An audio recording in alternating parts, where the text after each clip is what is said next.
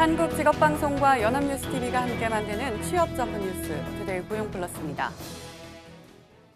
국내 제조업들의 생산 능력이 구조조정의 여파로 8개월째 감소세를 이어갔습니다. 조선업이 한파를 겪는 상황에서 자동차 생산은 소폭 오름세를 보였지만 침체한 업황 전체를 끌어올리기엔 역부족이란 평가입니다. 이동훈 기자입니다. 수주절벽이라 불리던 2016년 대형 조선사들이 채권단에 약속한 구조조정 기한은 올해 말까지입니다. 특히 삼성중공업은 2년 전 전체 인력의 30에서 40%를 올해까지 줄이겠다고 채권단에 전했습니다. 지난달 19일부터는 근속 7년 이상 생산직을 대상으로 희망퇴직을 받고 있습니다.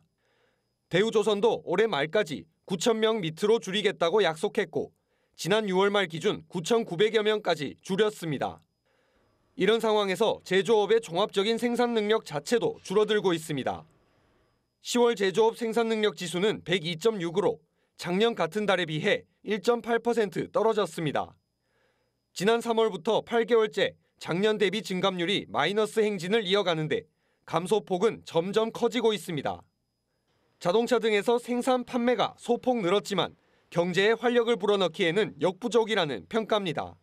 다만 그 개선 속도가 아주 강하지는 않아서 경기 지표들이 하락 흐름에서 벗어나 상승으로 전환하지는 못했습니다. 정부는 7개월째인 경기동행지수 순환변동치 하락세가 다음 달까지 이어지면 경기 전환 검토를 위한 분석 작업을 본격 개시할 것으로 전망됩니다. 연합뉴스TV 이동훈입니다.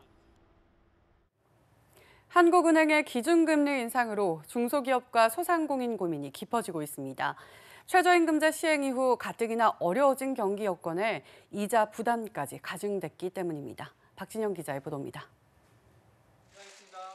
소득 증가율보다 빠르게 늘어나는 가계부채를 억제하고자 1년 만에 단행된 기준금리 인상. 1,500조 원이 넘는 가계부채만큼이나 중소기업과 개인사업자 대출 규모도 만만치 않습니다. 10월 기준 은행의 중소기업 대출액은 669조 4천억 원, 여기에 개인사업자 대출은 311조 1천억 원입니다. 제2금융권을 포함한 비은행 취급기관 대출도 140조 5천억 원에 달해 1,120조 원 이상의 대출이 쌓여있는 셈입니다. 대출이자도 금리 상승으로 커질 수밖에 없는데 이를 감당할 여력이 있는 중소기업은 많지 않습니다. 한 개의 중소기업, 이른바 영업이익으로 이자를 못 내는 상태가 3년간 지속된 회사 역시 증가 추세입니다. 2010년 2,050개에서 2015년 2,754개로 늘었다가 2016년 2,666개로 처음 감소한 뒤 작년 2,730개로 다시 증가세로 돌아섰습니다. 영원 이하 소득을 신고한 적자 중소기업 비중도 지난해 35.3%나 됐습니다. 따라서 최저임금 상승과 소비심리 위축에 이자 부담마저 커져 도산으로 내몰릴 한계 기업은 더 늘어날 것으로 예상됩니다. 자영업자, 소상공인 상황도 비슷합니다.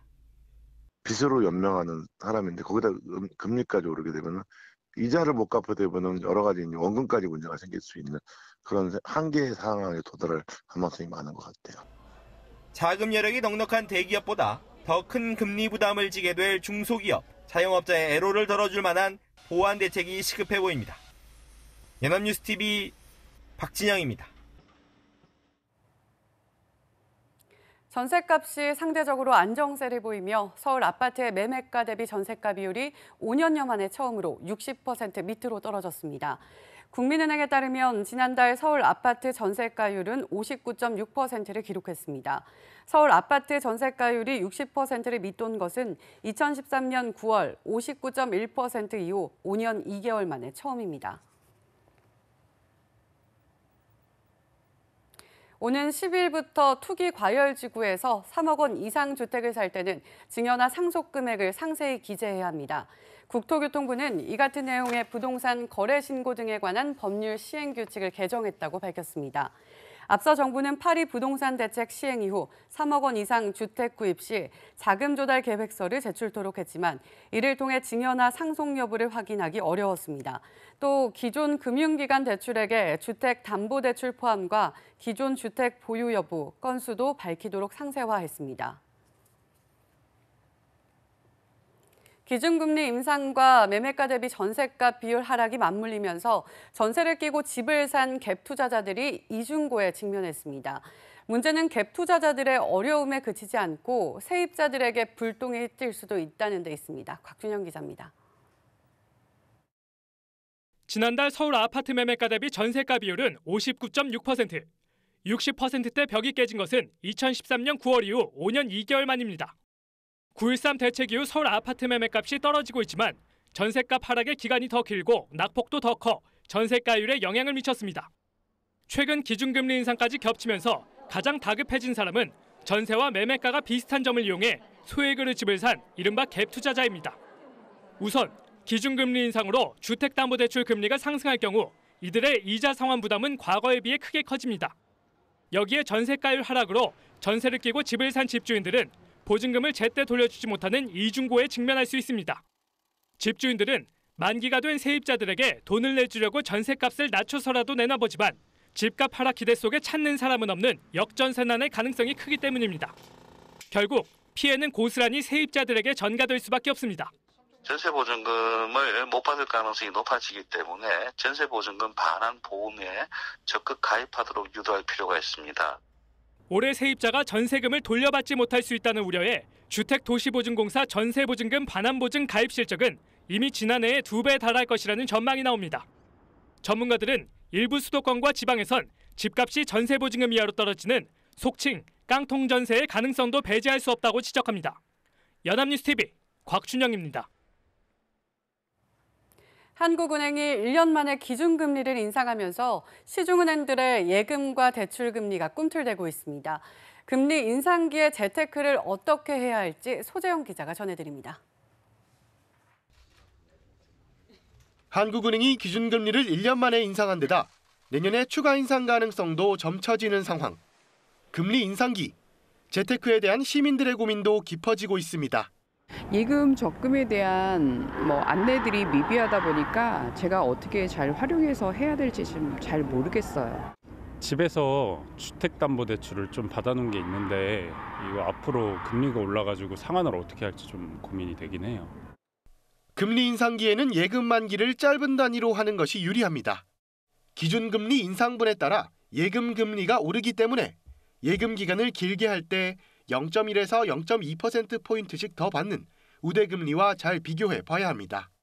우리은행과 신한은행 등 시중은행들은 물론 인터넷 전문은행들도 금리가 오르자마자 일제히 예적금 금리 인상을 발표해 이번 달부터 최대 0.5%포인트에 달하는 이자를 더 받을 수 있습니다.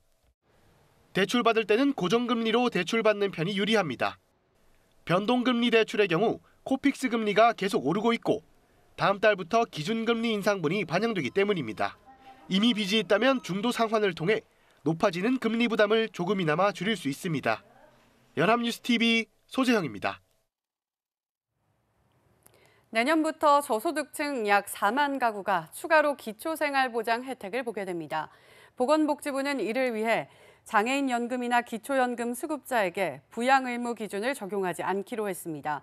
지금은 본인이 기초생활보장 수급 대상자에 해당해도 부양 의무자가 일정 이상의 소득과 재산이 있으면 의료비나 생계비를 지원받을 수 없었는데 앞으로 이런 기준을 적용받지 않습니다.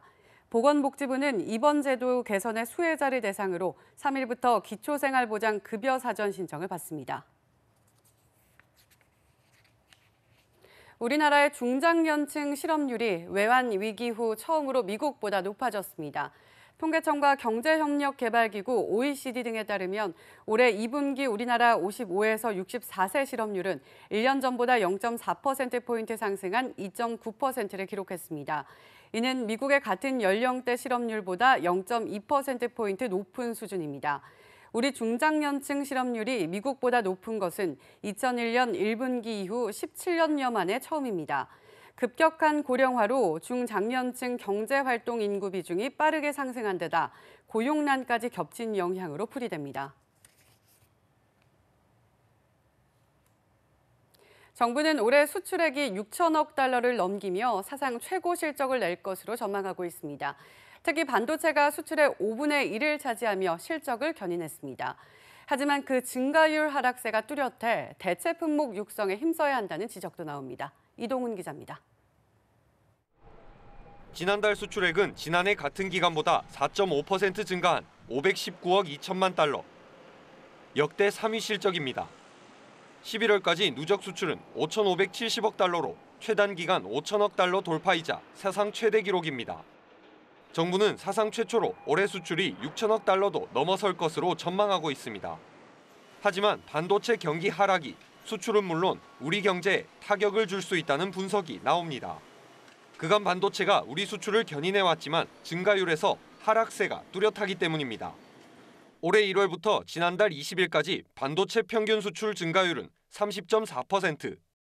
하지만 지난 9월부터 평균 아래를 기록하더니 이번 달엔 3분의 1 수준이 됐습니다. 계절적 요인을 감안하더라도 가격 하락을 무시할 수 없는 상황인 겁니다.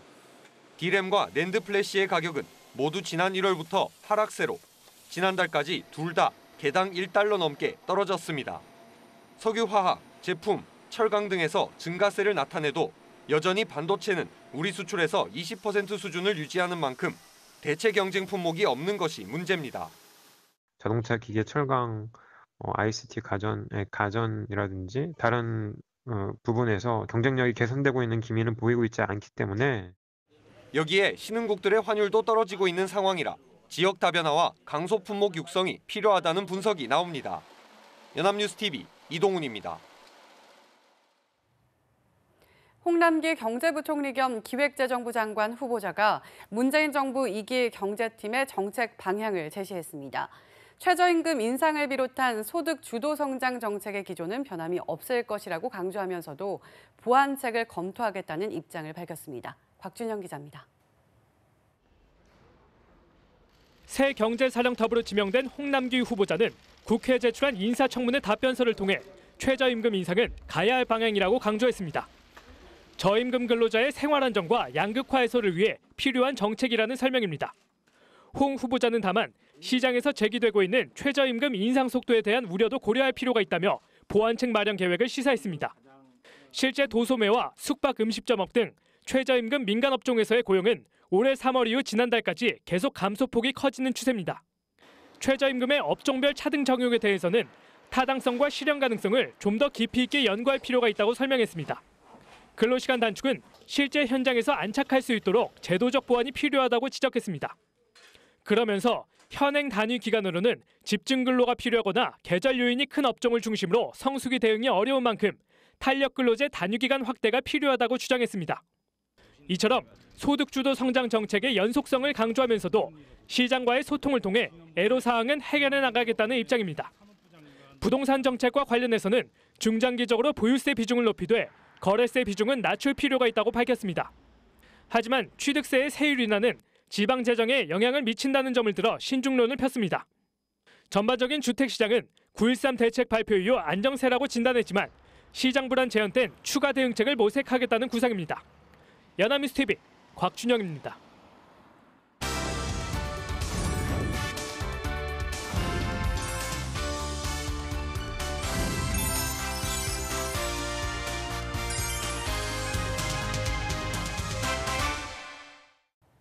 사회적으로 핫한 이슈를 키워드로 알아보는 핫키워드 시간입니다. 안치홍 아나운서 안녕하세요. 안녕하세요.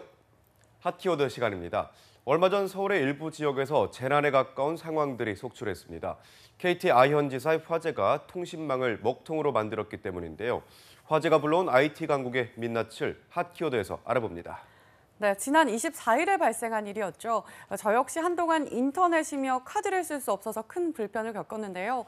통신이 끊기면 불편을 넘어서 재난에 가까운 상황이 발생할 수 있다는 것을 깨달은 한 주였던 것 같습니다. 네, 그렇습니다. 아마 많은 분들이 비슷한 생각을 하셨을 텐데요. 통신 재난이 발생한 건 지난 24일 오전 11시 12분경이었습니다. 서울 서대문구 충정로 KT 아현 빌딩 지하 통신구에서 원인을 알 수 없는 화재가 발생했기 때문인데요.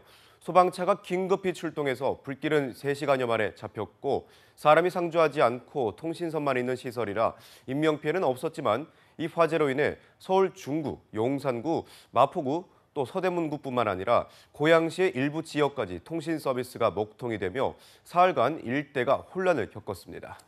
네, 보통 화재가 일어났을 때 인명피해가 없으면 다행이라는 말을 하지만 이번 화재의 경우는 예외였습니다. 특히 주말에 일어난 일이라 소상공인들의 피해가 더 컸던 것 같아요. 네, 그렇습니다. 이 화재가 일어난 KT 건물엔 유선 회로 16만 8천 개와 광케이블 220묶음이 설치돼 서울 강북권의 중심가인 서대문, 중구, 마포 일대를 연결하는 중추적인 기능을 하던 곳이었습니다. 그런데 이 카드 결제 서비스가 먹통이 되며 인근 지역 가게들의 주인과 손님들이 큰 불편을 겪었는데요. 가게 곳곳에 현금 결제나 계좌 이체를 부탁하는 내용이 붙었지만 250여 개의 인근 은행과 편의점의 자동 입출금기 서비스 역시 이용이 불가능한 상황이었습니다.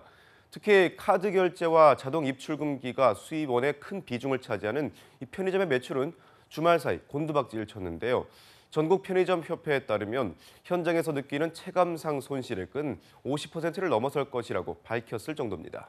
네, 맞습니다. 문제는 단순히 결제나 현금 시스템만 마비된 것이 아니라 인명피해가 발생하고 의료, 공공기관에서도 긴급 상황에 속출했다는 거잖아요. 네, 그렇습니다. 통신장애가 발생하니 당연히 전화 역시 먹통이 될 수밖에 없었습니다. 이러는 사이 25일 오전에는 76세의 노인 주모 씨가 119를 부르지 못해 결국 사망한 안타까운 사고가 발생했는데요. 인근 지역의 의료기관들 역시 유무선 통신이 마비돼서 진료 예약은 물론 의료진을 부르는 내용까지 병원 안내 방송으로 해결해야 했다고 합니다. 뿐만 아니라 112 신고 내용을 전파하는 데 어려움을 겪었는데요.